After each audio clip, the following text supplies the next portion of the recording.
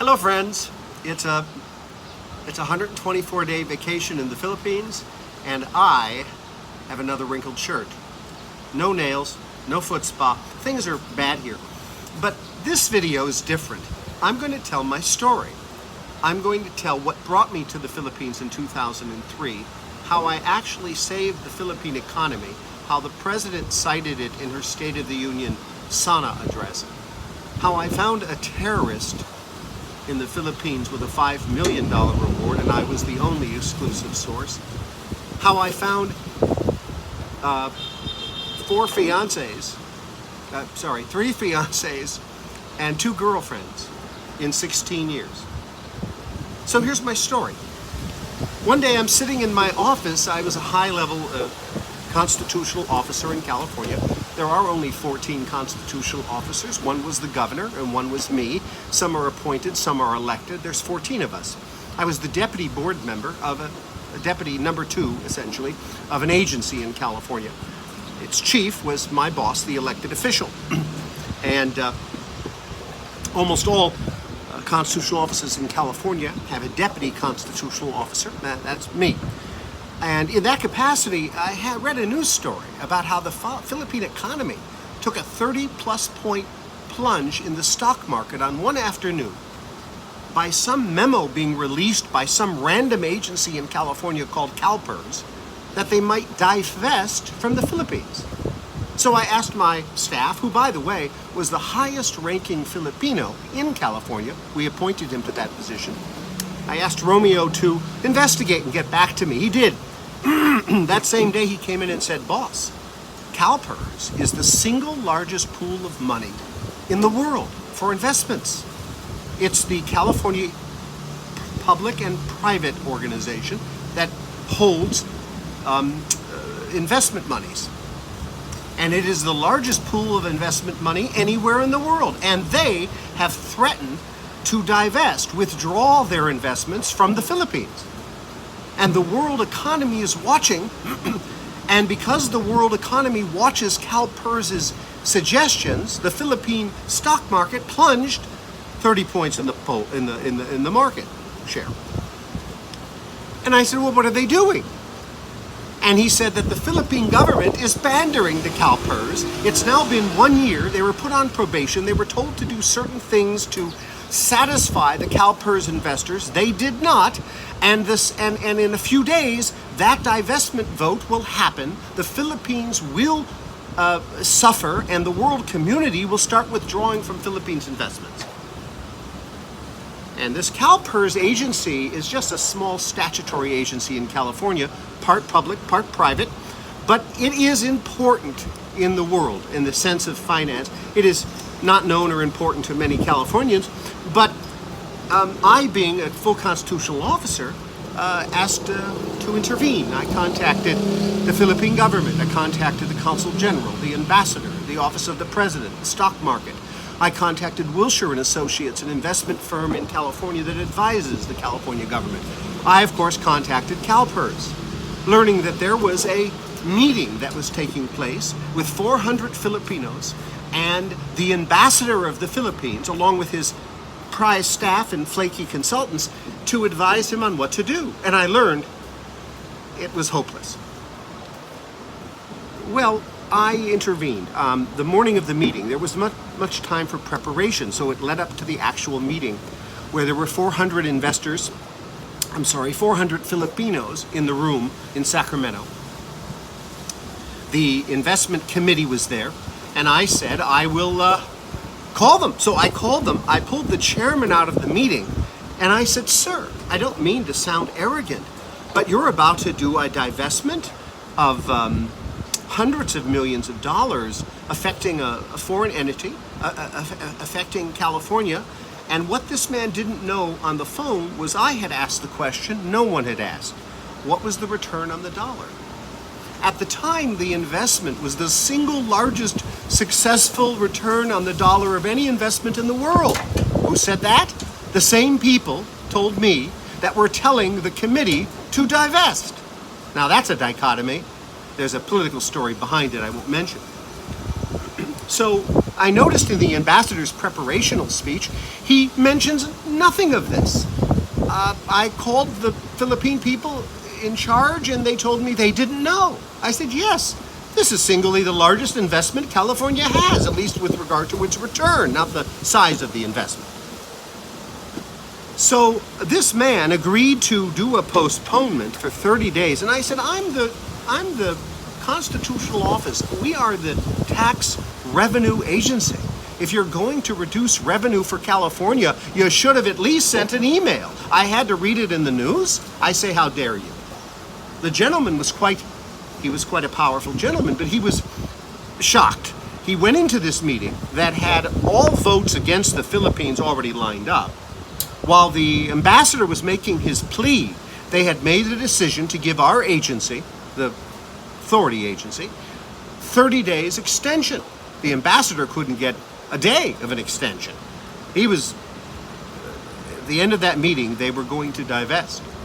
Well, I got that extension, all along with my team on the phone, excuse me, with me, giving me cut the phone call. You don't have that authority, but I did it anyway. Not for the Philippines. I didn't know anything about the Philippines, but what I did know is it was the single largest investment. A lot of people in the Philippines and the California Philippine community of 1.5 million was critical to our re-election. We were raising money from them. I knew that this would get their attention. Well, I got that extension. Funny how I got credit for it, because you got to take credit for things in American politics. I called Consul General Bing Galiaga. Bing was not one of the few people not at that meeting. And I said, Bing, look at your watch. What time is it? And it was about 12:30 as I recall. And I said, Bing, call Lourdes Aguilera. Who's she? She was the political director for the ambassador. And I want you to tell her something. I'm informing you there's going to be an extension. No one knows this but you and I. I got you an extension. Now, the truth is I didn't know if I really got an extension, but I thought, what the heck? So I told him I got the extension after just requesting it, demanding it. I told him to note the time, and I said, the only one that knows this is you and I alone in a room. So you need to remember where the credit needs to go. And he said, yes, sir, Mr. Marcus. He made note of it. The ambassador didn't know. He's making the speech to save his ass and the country's investment. But as it turned out, let's just say the phones wouldn't stop ringing from Philippine national government leadership. How did you do it? How did you get the extension? Well, I did. And within that 30 days, I did what was called the Frischman Report with my boss's authority. And it indicated that they were about to cancel the most significant return on invested dollars that California had all over the world. And that pool of money being the largest investment pool of money, private or public, in the world, that's saying a lot. By the way, that's a mystery as to why that is, but it was lucky that it was. The Philippine stock market was performing well in what our investments were. I single-handedly prevented the divestment from the Philippines. And it wasn't so much the size of the investment as it was the world community watching. What is CalPERS going to do? Because Moody's had already commented on it. Standard & Poor's commented on this, demise of the Philippine economy should it happen. The president invited me to the Philippines, and I went. And I was honored by various mayors, keys to the city. I remember the band playing in Bulacan. The governor of Bulacan played the theme of Rocky as I arrived. I remember a band playing when I arrived at the airport put on by the national government. I remember receiving a award from the Congress. I was honored at the Stockholders Association. Mayor Belmonte gave me the key to the city. He's now the speaker. The second speaker gave me a painting. The fruit of my labor was a painting of fruit. And the honors and accolades went on and on. I was asked to go to the Philippines, and I remember my boss saying to me, you have to go. And I said, I don't want to go. And can't we turn 14 days into 7? And he sent me off. He said no. And here's the funny part. On day 36, I received a note under my door, and as had my colleague Romeo Vincent, and it was the same note from the boss. If you don't get back from the Philippines, you're fired. Our 14-day stay that I wanted to reduce to 7 days, we kept extending to 36 days, and at that point the boss was fed up. We had to go back. I was an independent constitutional officer, but I did serve at the will of a particular elected official. And when we returned, it was found that this was very beneficial to my boss. Was running for treasurer of California. I would have been deputy treasurer of California, same pay grade, but a slight increase in the constitutional passageway to the governor. And my boss might have wanted to be governor. So there you go. That's what got me to the Philippines. I kept returning. I returned in 30-day stints, 3 to 4 times a year. I lived at the Tessa Shangri-La Hotel. At some point, they dedicated the showroom to me, room 852. That was the room they would not rent out unless I was there. They used it as a showroom. And in the garden wing, that's just what I need, a cough in Philippines. And hence, that's what brought me here. I then lived in that hotel 5 years, intermittently. And at some point, I bought a condominium in Manila. At another point, a client of mine, because I left that position and I opened my own company of lobbyists, CPAs, attorneys, and other professionals that help help with government situations with companies and individuals, getting people out of trouble. And that's what I do now. It affords me a lot of vacation time, so I go back to the Philippines. In the course of 16 years in the Philippines, I've had a couple of girlfriends, and I've had several fiancés, and I really don't believe I have been single more than 3 or 4 months in all of those years. And I'm going to take you through them. I met the most magnificent woman named Tessa Galan. And Tessa, I probably should have said her last name. I'll try not to do that again. To this day, I visit her family every trip on one Sunday. And that was 2004 or 5 at that point. And I remember going up to Tessa where I met her one day, and I said, Tessa, I don't know who you are, but I bet your phone's broken. And she says, why is that? I said, because I'm not getting all of the texts every day wishing me a happy day and a good morning and all of that each day. She looked like I'm crazy. And I gave her my card, and I said, I hope I can get those texts. And I did, and the rest is history. She was my fiance. She came to America. She hated it. The first thing she said was, where's your driver? Why do we have to use a dishwasher to wash dishes? Where's your maid? My maid came twice a week and didn't do dishes. Life in America is different than life in the Philippines for people with some money. And she was not poor, so she could not take life in America. And I am in the top, according to the IRS, the top 4% wealthy range. There's a big difference, I might add, between the top 1% and the top 4%, but nevertheless, that's where I'm at. It's not, I'm not poor, but she could not handle life in America. Later on, I met a wonderful young lady named Mara who worked at the Shangri-La, and we dated, and Mara wanted to take a cruise ship job, and she said, Math, wait for me. I'm going to be gone 2 years. Wait for you. We broke on that day. I think it was the last time we were romantically together.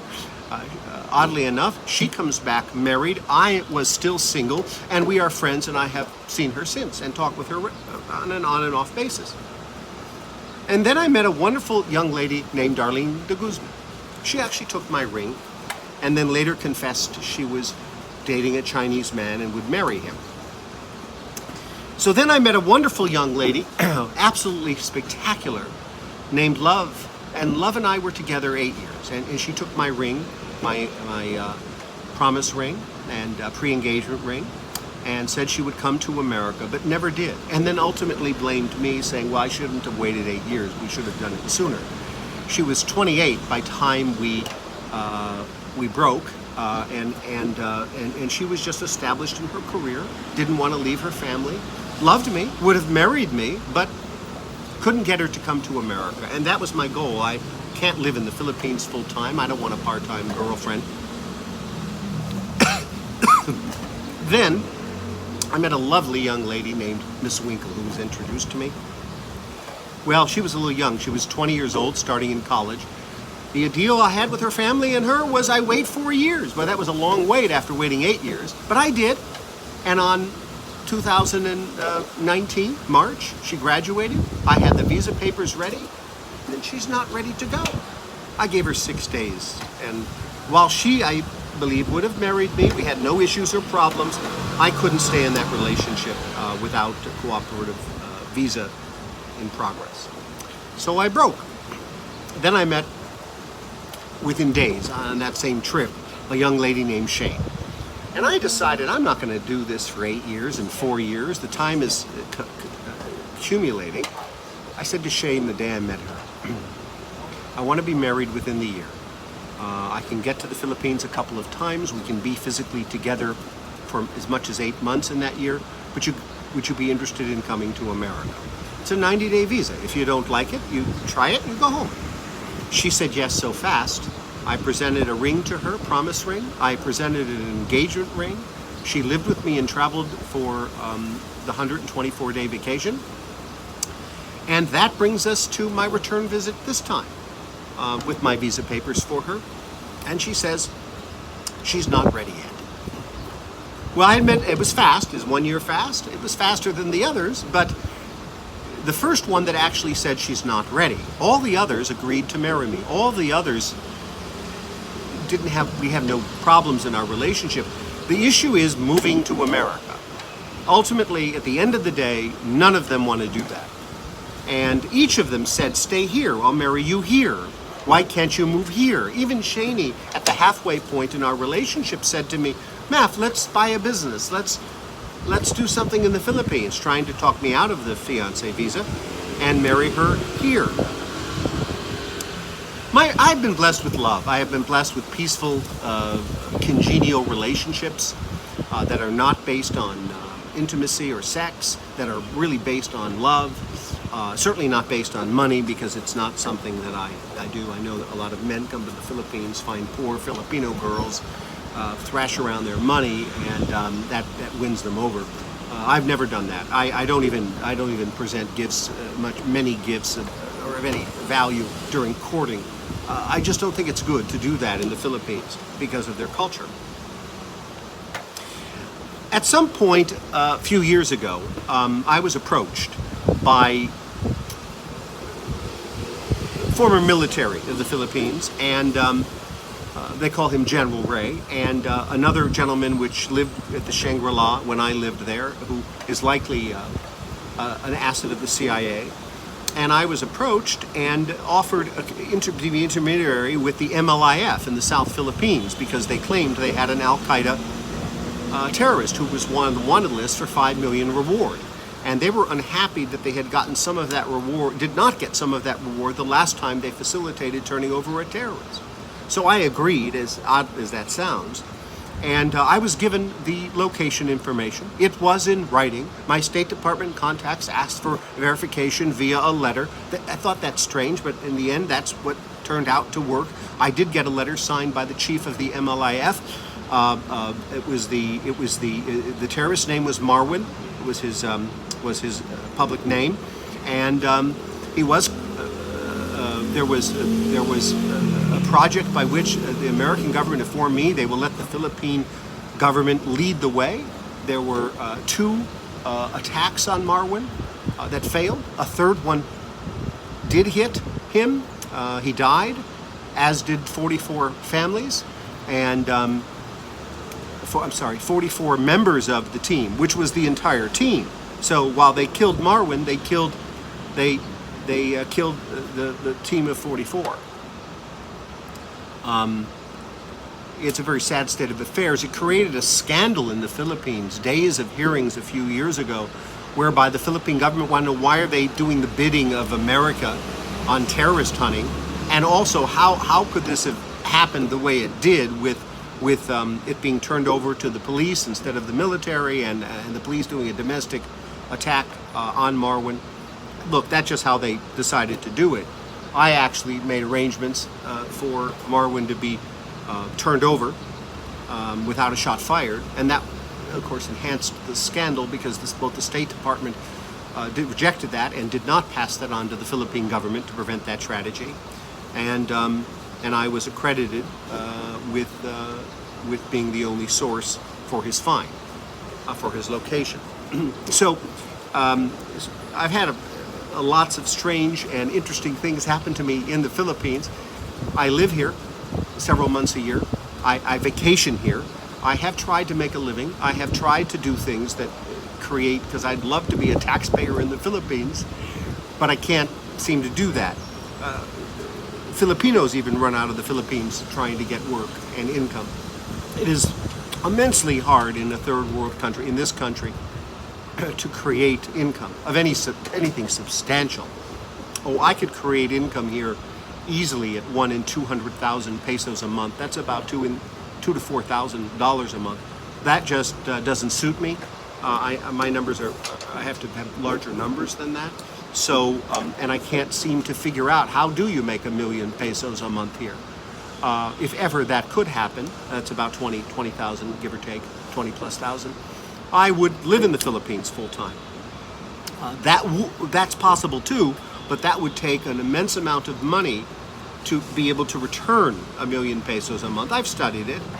I'm not a businessman. I'm not an investor. I am a career political appointee who only as of a few years is no longer appointed and is doing public sector work with my, it's called the Marcus Allen Frischman Group, the MAF Group. It's a team of attorneys, CPAs, and lobbyists, and we get people out of trouble. It's a unique thing we do. It's narrowed to the government is doing something horrible to you, or billing you something horrible on something, or fining you, or suspending your license, or doing something horrible to you, whatever it is, federal or state. I unbeat that egg, and I have had all my clients full successes but 3, and it looks like I have one very small client right now that may be another loser, but my losers are limited to 4, and they are my best references. Oftentimes it's what they don't have happen to them that is a benefit and could be technically defined as a loss. So that is what I do here in the Philippines. I do miss living in hostel living, but you know, I've always had an assistant. I've always had a housekeeper. I've always had people that have catered to me here because it's easy to do that. And I love my lifestyle here. I think the country is, the weather is fabulous. I love hot, and they have 2 seasons, hot with some rain and hot without rain. I'm not fond of rain, but I generally come now exclusively in the non-rainy season. I've been to Boracay 52 times. I'm waiting for them to make me honorary mayor. And, you know, I don't go to the places. I'd like to comment about something, because people assume a lot of nasty stuff when an older American man comes to the Philippines because of the Philippines' reputation, not mine. And I say, please don't judge me because of the association of the Philippines. I don't go to bars. I don't drink. I don't hang with girls who need money for whatever it is. I deleted somebody from my Facebook the other day because she wanted a 50 peso load for her phone. I'm hypersensitive. The moment I see a beggar of money, they're out of my life. They're gone. Yet I have been exceedingly generous in the Philippines. I wanted to, the other day, before this crisis showed up, I tried to make a massive, actually, donation in my recent dead dog Walter's name to a Philippine shelter, but the shelter was closed. Only maintenance people there and caretakers, and I came to the Philippines this time to establish a foundation. I figured, well, you know what, if I can't make money, maybe I can give it away in my small way and maybe raise some money that could help animals. And that's my plan for this trip. I had it all designed and worked out, starting with the visit of a variety of shelters to see if I could help, and also see if they could help me establish a foundation to help them. Because I have the resources to do that and they don't. And it could be a perpetuating thing that would help. Now I have to worry about where I'm going to eat each day. It's one meal a day. Yesterday I had actually 2 meals. Today I had a horrible meal because the other place was closed. It's Sunday. I have wrinkled shirts. Anyway, I'm not looking all my best. I don't have my tan. The tanning salon is not working. I can't lie out in the pool because they've closed it. I have now a third condo that I've arranged, and I can't move around much. I'm learning to cope with this disaster. I'm also trying to figure out how to get back. I haven't made my final decision, but I'm going to the airport tomorrow because that apparently is the only way I can do this, and I'm going to see what options I have. I'm worried if I set a flight too far out, it will be canceled. And right now, I am on at the start of a 124-day vacation. There may be no flights in 124 days. The American government is saying, get out now. They've told me that in a direct email, personally, and they have done the generic stuff online. So I'm going to heed their advice because I guess the lockdown in California is at least not preventing people from eating. And that right now is my problem. I would wish I had some water here so I wouldn't be choking from the dry air that I'm experiencing today. Mostly in the Philippines it's quite humid, but today is a dry day, a little dry in the throat. I hope this lets people understand what I do here, why I'm here, because so many people are judgmental. So in summary, I did something that saved the Philippine economy and was asked to come and was awarded accolades for it over and over. I remember in my 3rd and 4th visit on year 2 and 3, I was still being honored by presidents, cabinet members who would invite me. The Secretary of Commerce, the Secretary of Treasury, it was just I was overwhelmed with it, and it was fun. I liked it. Then I got a life. Then I got wrapped up in that. They asked me, why don't you help us with this Marwan turnover and obtaining the reward money? And so I thought, well, this is the place to find a Philippine wife. On my first trip here, my colleague, Romeo Vinson, this highest-ranking Filipino appointee in California government that I told you about, he said to me on the flight, he said, Marcus, you just got out of a 14-year relationship with Belinda, and she kicked you to the curb in a beautiful relationship because you wouldn't marry her. But you were wrong, and you should be married. And you know what? I had decided I was right. She was right, that I should be married. Well, that was 2003. I arrived the morning of the coup under GMA, the President GMA, and there was a coup that morning. My flight was the last before they shut the airports. The coup failed, of course. And so I decided to embark upon a mission to find a wife. And I will say I have been successful, at least in the sense of finding love and a woman who would marry me several times. But never one who will leave this country and live with me in America and reverse the proposition whereby we will vacation in the Philippines, not vacation in America. That's my story. That's all there is. God bless. Take care.